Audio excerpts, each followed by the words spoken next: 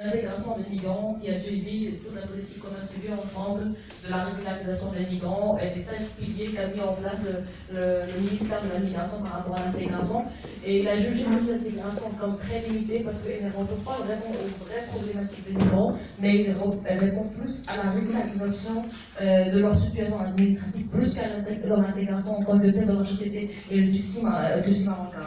Ce qui fait pour lui, il faut rencontrer d'abord quelles sont les raisons de venue de ces migrants-là pour penser leur intégration. Et pour lui, il y a plusieurs migrants. Il y a la migration forcée, c'est les migrants, c'est surtout les réfugiés qui, pour plusieurs raisons, dans leur pays natal, soit les problèmes politiques, les guerres et tout, pour venir s'installer ou pour venir transiter du Maroc vers l'Eldorado européen. Et c'est les réfugiés politiques. Et il y a aussi ce migrant économique. Ce migrant économique qui est en quête de nouvelles conditions et de nouvelles conditions de vie meilleures que ce qu'il a laissé chez lui. Et puis il y a le migrant familial, il y a le regroupement familial ou autre.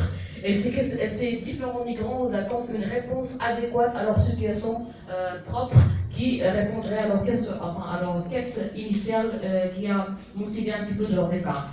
Et puis, il s'est basé sur le phénomène migratoire, le sujet de l'immigration, qu'il a jugé que c'est un sujet qui a ses enjeux actuels, c'est un sujet ancien, mais il est aussi récent. Le Maroc, il a toujours été considéré comme un pays de transit, mais actuellement, ce n'est pas un pays de transit, mais c'est un pays d'installation et d'établissement final.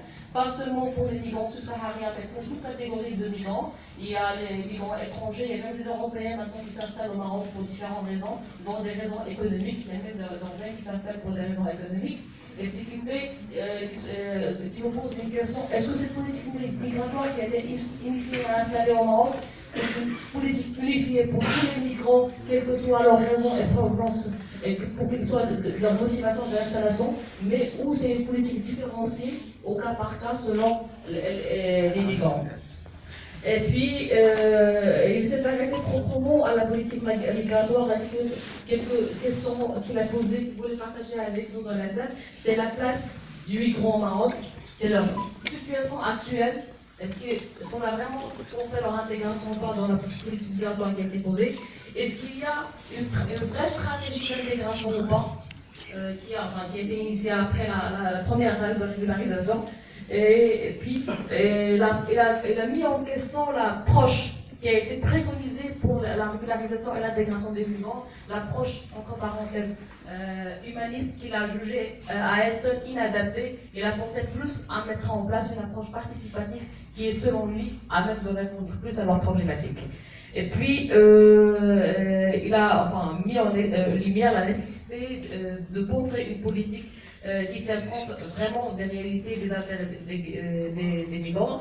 Et puis, il a parlé aussi du Maroc en tant que point d'attraction des migrants de différentes nationalités, repenser toute la réalité de leur intégration. Puis il a passé un petit peu à un rappel du processus de la politique migratoire, comment elle a émergé la politique migratoire au Maroc en 2013, qu'il a jugé qu'il était une initiative proprement royale, après le comité du cabinet royal du 9 septembre. Ce cabinet, je vais arrêter, on me demande d'arrêter.